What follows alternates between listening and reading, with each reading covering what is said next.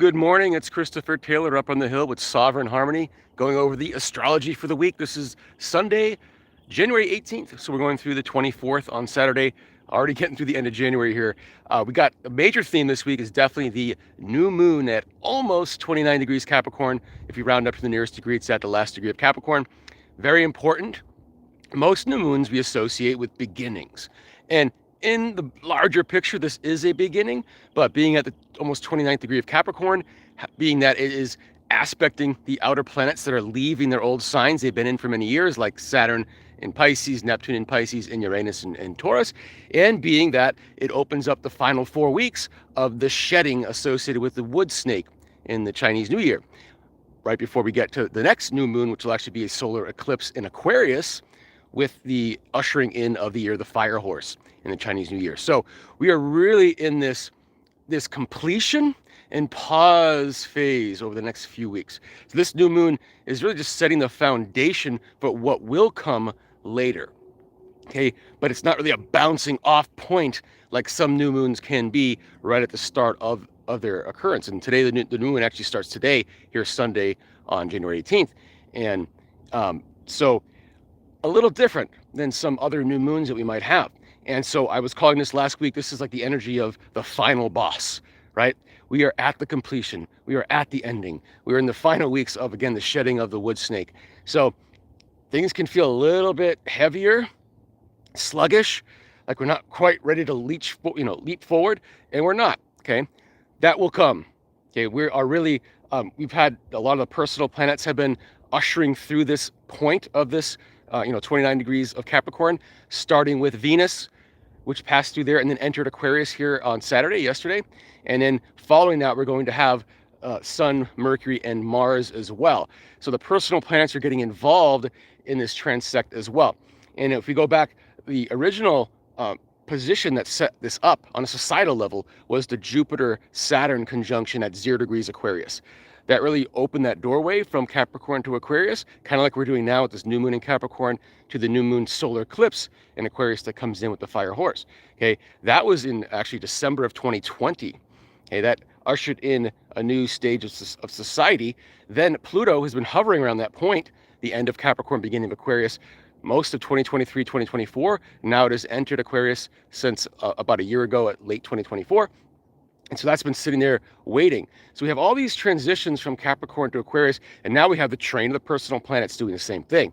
So it really is this bridging of the greater society, evolution, and now us on a personal level, all coming into this Aquarian consciousness, essentially, okay?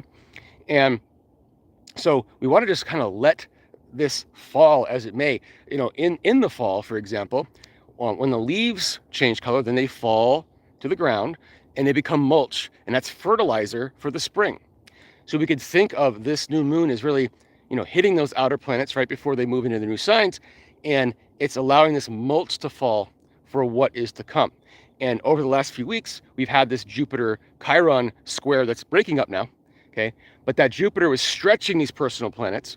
Chiron was squaring them, so Jupiter was opposing them. Chiron was challenging them. So we had this challenge with like self-acceptance and growing, and so that opposition to Jupiter really stretched, creating cracks. So you think those cracks is represented by that vulnerability of Chiron.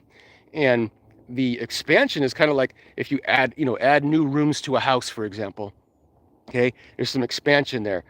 And we haven't really wired the electricity there yet.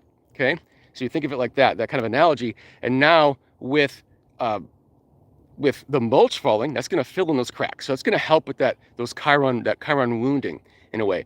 And we want this new structure of our vessel to be ready for what is to come with the Saturn Neptune conjunction in Aries, with the year of the fire horse that's on the way.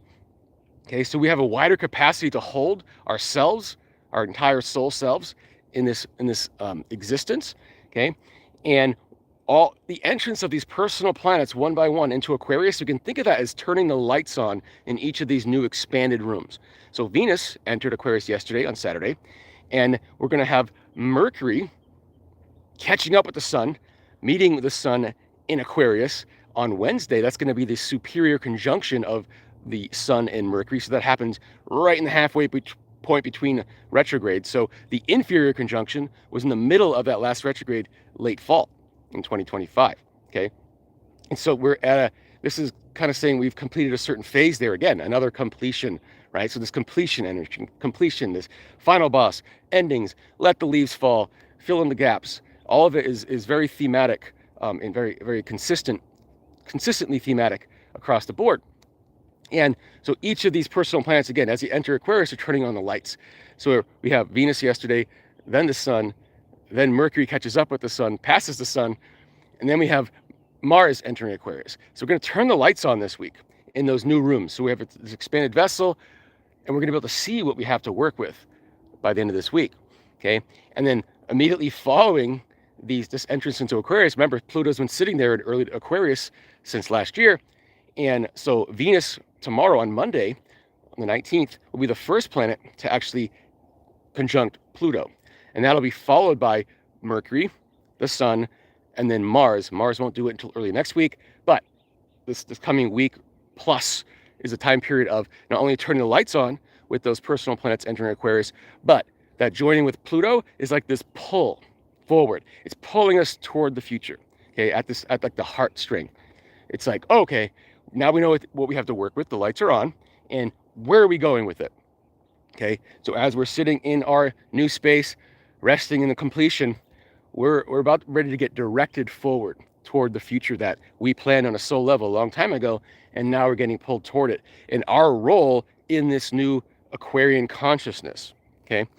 When we get later into the year, mid-year, we'll actually have the moon's nodes, the north node switching into Aquarius, so that'll be significant as well. So this theme has been coming a long way since 2020, late 2020, when Jupiter, Saturn conjuncted themselves at 0 degrees Aquarius, then Pluto 2023, 2024, hovering around that point, finally entering Aquarius.